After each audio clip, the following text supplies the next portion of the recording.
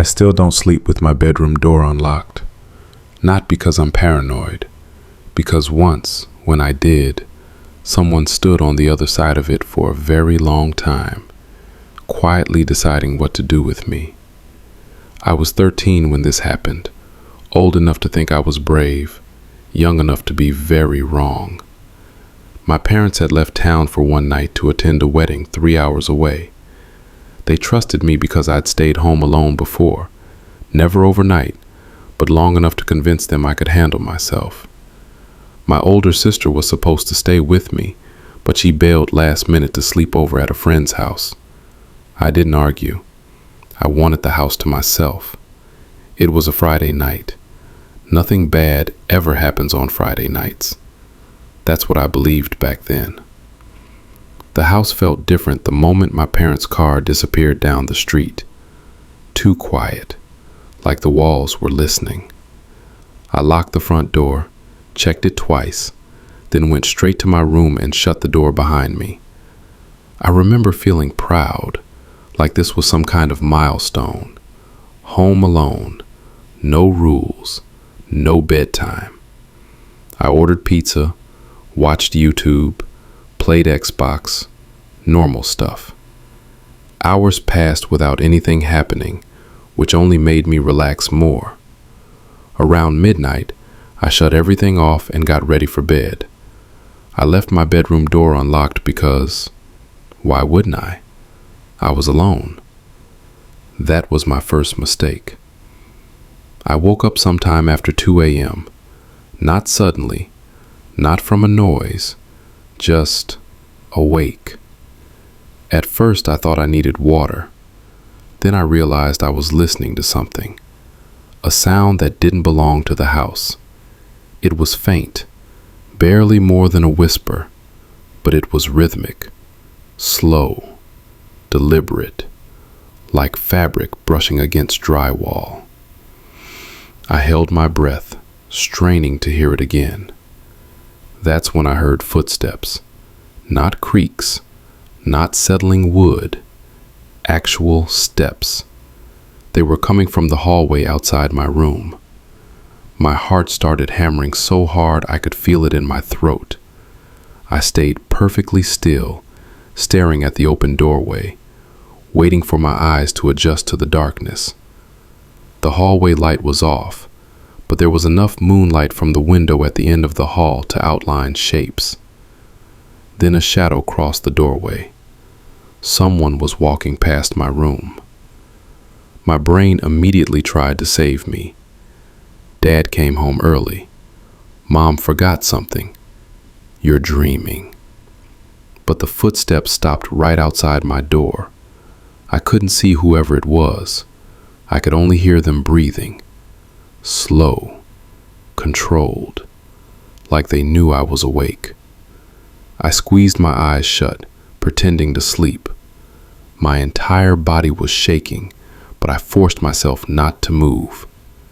Seconds stretched into minutes. Whoever was outside didn't leave. They didn't knock. They didn't step away. They just stood there. Then I heard something that made my stomach drop. A soft clicking sound. The sound of someone testing the doorknob. Very gently, very patiently. I remembered then that I hadn't locked it. The knob didn't turn all the way. It stopped, like whoever was touching it realized something. After a few seconds, their hand left the handle.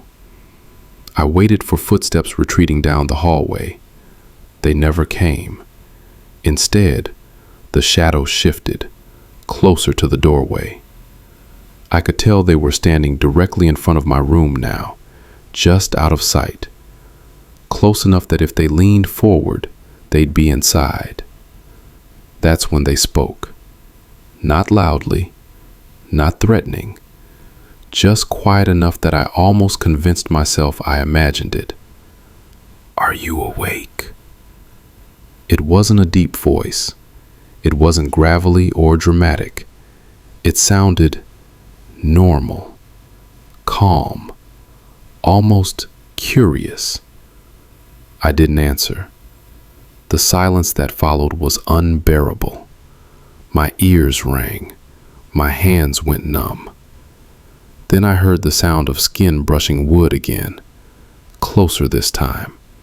A foot crossed the threshold. I opened my eyes. A figure stood just inside my bedroom, outlined faintly by the moonlight. I couldn't see their face, only their height, the way they leaned slightly forward, the way their head tilted like they were studying me.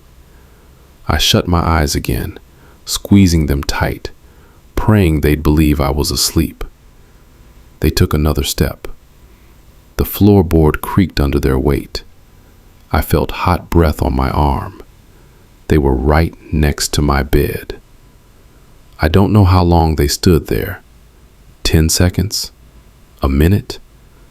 My sense of time completely disappeared. I focused on breathing slowly, evenly, like I'd seen in movies. Like that could save me. Then I felt the mattress dip slightly. Someone sat down on the edge of my bed. Backup arrived 14 minutes later. Sheriff, fire, another ambulance. No footprints in the snow. No sign anyone else had been there. The windshield fragments from the car, broken inward after all. They ruled it stress fracture. The patient was declared dead on scene. Cause, sudden cardiac failure. No charges. No report that made sense. Jess quit 2 weeks later. I stayed. But now, every time a patient refuses help, every time they beg not to be put behind a door, I listen. Because sometimes they're not refusing care. They're warning you. The alarm panel beeped again. 2 short chirps, then went silent. The man sitting on my bed froze. So did I. For a split second, neither of us moved. His hand was still resting lightly on my blanket, fingers barely curled, like he hadn't decided yet whether to grip or pull away. I could smell him now. Sweat, metal, something sour underneath, like old clothes left damp too long. Then he stood up, slowly. The mattress lifted beneath me, and cold air replaced his body heat. I waited for him to leave. I prayed for footsteps fading down the hallway. Instead, he leaned closer. I felt his breath near my ear again. "Good," he whispered. "That makes this easier." I don't know what snapped me out of it, fear, instinct, or pure panic, but my body finally listened to my brain. I kicked my legs, rolled toward the wall, and screamed as loud as I could. Not words, just noise. The man recoiled like he hadn't expected resistance. I heard him stumble backward, hit the dresser, knock something over. I didn't stop screaming. I scrambled off the bed and ran, not toward the door, but toward my closet. It was the only place without a window, the only place I could lock from the inside. I slammed the door shut and twisted the lock just as something heavy hit the outside of it. Once, twice. "Open the door," he said, his voice suddenly sharp, irritated. "You're just making this worse." I backed into the corner of the closet, pulling clothes around me, holding my breath so hard my chest burned. My phone was on my nightstand, useless now. I had no way to call anyone, no way to know if help was coming. The door rattled again, harder this time. Then it stopped. Seconds passed, then minutes. I waited for another hit, another demand. Instead, I heard movement. Quick footsteps leaving my room, heading down the hallway. A door opened, another closed. cabinets, drawers. He was searching. That terrified me more than the violence, because it meant he was comfortable, because it meant he had time. I stayed in that closet for what felt like hours, listening to him move through the house like he owned it. At one point, I heard the fridge open, a bottle cap clink against the counter. He was eating, drinking, relaxed. Eventually, I heard the front door open, then close. Silence. I didn't move. I didn't breathe. I didn't trust it. It wasn't until the sun started creeping through the slats of my closet door that I finally unlocked it and stepped out. My legs almost gave out under me. The house looked wrong. Drawers open, couch cushions flipped, cabinets wide, my dad's laptop gone, my mom's jewelry box empty, and my bedroom. My bedroom looked like someone had studied it. My nightstand drawer was open. My phone was gone. My backpack had been unzipped and searched. Even my bed sheets were pulled back, like he'd checked underneath them. That's when I noticed something on my pillow. A folded piece of paper. My hands were shaking so badly, I almost dropped it when I picked it up. Inside was a single sentence, written in neat, careful handwriting. You should lock your door next time. I didn't wait for my parents. I ran to the neighbor's house, barefoot and pounding on their door until they answered. The police came, then my parents, then more police. They asked me 100 questions. What did he look like? How tall was he? Did I recognize his voice? I couldn't give them much. Darkness had swallowed his face. Fear had swallowed everything else. But then one of the officers asked something that made my stomach twist. Are you sure he broke in tonight? I didn't understand. The officer explained that there were no signs of forced entry, no broken windows, no pried doors, nothing. But the alarm, I started. That system was disabled manually, he said, from inside the house. That's when they checked the basement. Behind a stack of old boxes, tucked into the far corner, they found a narrow crawl space I didn't even know existed. Inside were flattened soda cans, food wrappers, a blanket. Someone had been living in my house. Not that night. For days. Maybe weeks. The realization hit me harder than anything else had. He knew our schedule. He knew when my parents left. He knew my name. He didn't break in. He waited. They never caught him. But about a week later, my dad installed new locks, new alarms, motion sensors everywhere. We slept with lights on for months. I didn't stay home alone again until I was almost an adult. Even now, years later, there are nights when I wake up for no reason at all, heart racing, listening. Because sometimes I still swear I hear footsteps in the hallway.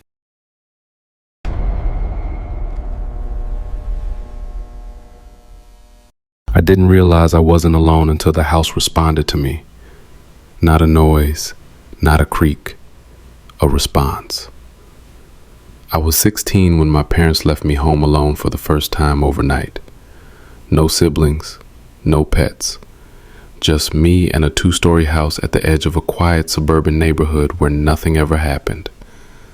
That's what everyone said about our street, that it was safe, boring, forgettable. I used to believe that too. My parents left around 6 p.m. to drive to another state for my aunt's surgery. They'd be gone until the next afternoon. They gave me the usual lecture. Lock the doors, don't answer anyone, keep my phone charged. I nodded through all of it, already half annoyed, half excited. The second their taillights disappeared, the silence settled in. I locked every door, checked the windows, set the alarm. Normal routine. Then I went upstairs to my room and shut the door, leaving it unlocked like an idiot who thought locked doors were only for scared people. I spent the evening doing nothing special, gaming, scrolling, letting time pass. Around midnight, I heated leftovers and ate them standing at the kitchen counter. The house felt too big at night. Every room seemed deeper, darker than it did during the day. At 1:17 a.m., I went back upstairs and got into bed. That's when I heard the first sound. It came from downstairs. A single, clear thump. Not a crash. Not something falling. More like a door being shut carefully. I froze. I told myself it was the house settling. It always made noises at night. But this felt placed. Intentional. I stayed still, listening. A few seconds later, I heard it again, this time closer. Footsteps, slow ones. Someone was moving through the living room. My heart rate spiked instantly. I grabbed my phone and checked the alarm app. Still armed. No alerts, no sensors triggered. That made me feel better. For about half a second, because then I realized something. If someone had triggered the alarm, I would have heard it, unless it was already disarmed. I texted my dad. "Are you home?" No response. I texted my mom. "Did you come back?" Nothing.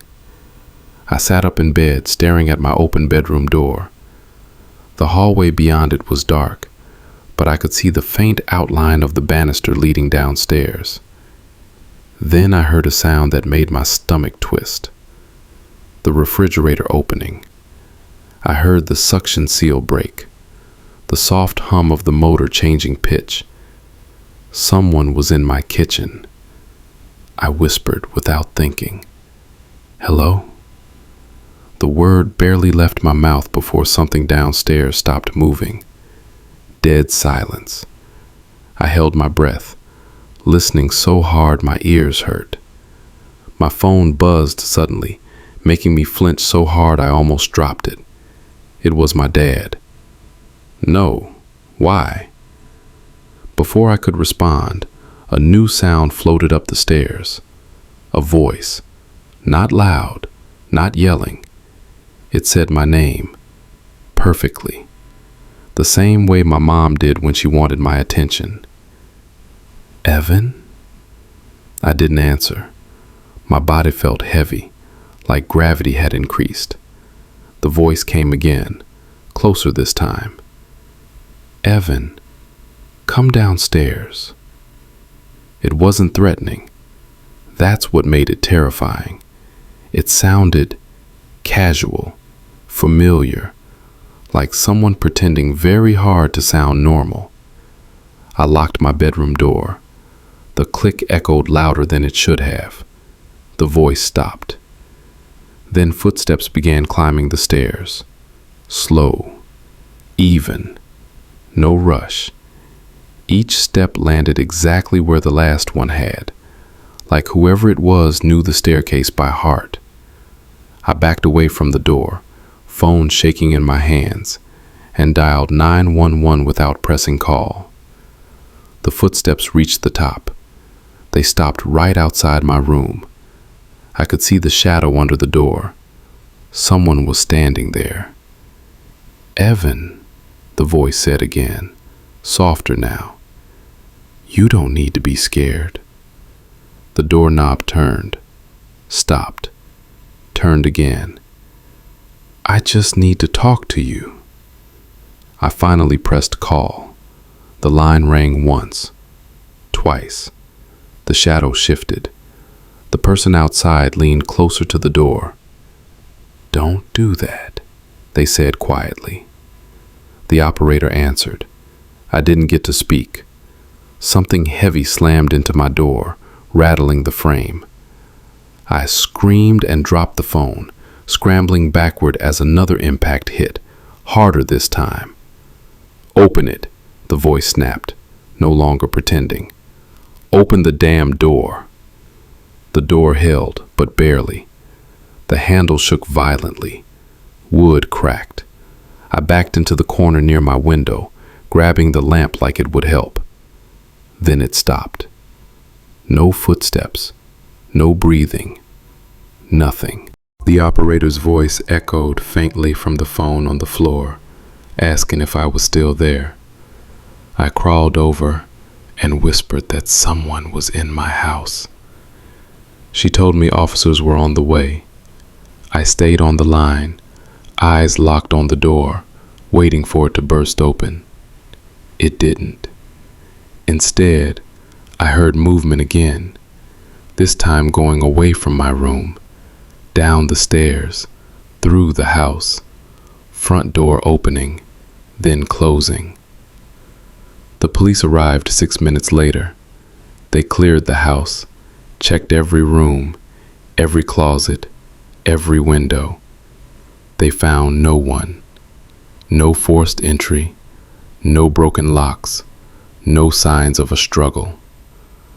One officer asked if maybe I'd imagined the voice. That's when I noticed something on the kitchen counter. A glass, half full of water, condensation still fresh, and beneath it, written on a torn piece of notebook paper, were 3 words. I was listening. The police didn't take the note seriously. They photographed it, bagged it, and slid it into an evidence envelope like it was routine, like this sort of thing happened every day. One of the officers asked if I had friends who liked messing with me. Another suggested someone might have wandered in by mistake. No forced entry, no fingerprints worth mentioning, no alarm trigger. From their point of view, there was no crime scene. From mine, my house had just spoken to me. They stayed for about 40 minutes, walking through rooms, shining flashlights into corners that hadn't felt dark before. Eventually, they told me to lock myself in my parents' bedroom and try to sleep. One squad car stayed parked outside until sunrise. I didn't sleep. I sat on the edge of the bed, lamp on, listening for anything, any sound that didn't belong. Every time the house creaked, my heart jumped. Every passing car made me flinch. When my parents came home the next afternoon, I told them everything, every detail, the voice, the footsteps, the note. My mom hugged me too tightly. My dad didn't say much. He walked the house slowly, checking doors, windows, the garage. He didn't find anything, but his face stayed tense, like something wasn't sitting right with him. That night, he pulled me aside. "Are you sure," he asked carefully, "that the voice didn't sound familiar?" I thought about it. It hadn't sounded like a stranger trying to scare me. It hadn't sounded aggressive until the end. It sounded like someone who knew how to talk to me. I told him that. My dad nodded, jaw tight. The next day, he called a security company. That's when things got worse. The technician spent about an hour inspecting the alarm system. He frowned more and more as he worked, scrolling through logs on a tablet. Finally, he called my dad over. "Someone's been accessing this system remotely," he said. Dad laughed at first. "That's not possible. It's password protected." "It was," the technician replied. "The password was changed 2 weeks ago." I felt cold. 2 weeks ago, I hadn't even known the system had an app. The technician showed us the access history. Someone had been disarming and rearming the alarm late at night. Not every night, just enough to test it, to learn patterns. Then he pulled up something else, camera feeds. We didn't have indoor cameras, just one facing the driveway and another covering the backyard. The backyard footage made my stomach drop. At 2:43 a.m. the night before my parents left town, someone stood just outside the sliding glass door. They didn't try to open it. They didn't knock. They just stood there, looking in. The camera didn't catch their face, just a hooded figure, perfectly still for almost 3 minutes before stepping out of frame. The technician paused the video. "You recognize him?" he asked. I didn't want to answer, because something about the posture felt wrong, too relaxed, too familiar. The police came back. This time, they took it seriously. They canvassed the neighborhood, asked about anyone unusual, anyone hanging around too much.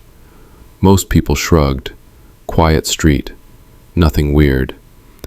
Then, Mrs. Carter from 3 houses down mentioned something. She said she'd seen a man walking his dog late at night a lot recently. Same route, same timing. She assumed he'd moved into the area. We didn't know anyone new. The description was vague, mid-30s, average build, dark hoodie, but it was more than we had before. The police followed up. 2 days later, they came back with a name. He used to live 2 blocks away. 6 months ago, he'd been arrested for stalking. Not violent, not convicted of breaking in, just watching, following, listening. He'd worked briefly for a home security installation company years earlier, long enough to know how systems worked, long enough to know where people got careless. He'd also done some freelance IT work, including, apparently, helping my dad set up his phone when he couldn't get the alarm app to sync properly. I remembered him then. He'd stood in our living room, smiling politely, explaining things slowly. He'd asked about school, about my schedule, about whether I stayed home alone often. At the time, it felt like small talk. It wasn't. They searched his apartment. They found a notebook. Inside were addresses. Ours was circled. Next to it was a list. Parents' travel dates, alarm access, kid's name, my name. They also found audio recordings, short ones, muffled, taken from outside open windows. One of them was my voice, while gaming with friends through my headset. Another was me, alone, talking to myself in the kitchen. That was the sound I'd heard, the house answering back. He'd been listening to me long before that night. The police arrested him without incident. No dramatic chase, no resistance. Just a quiet man being led away in handcuffs. They said he hadn't planned to hurt me. I don't believe that. Because when they asked him why he went into my room, why he sat on my bed, he smiled and said something I'll never forget.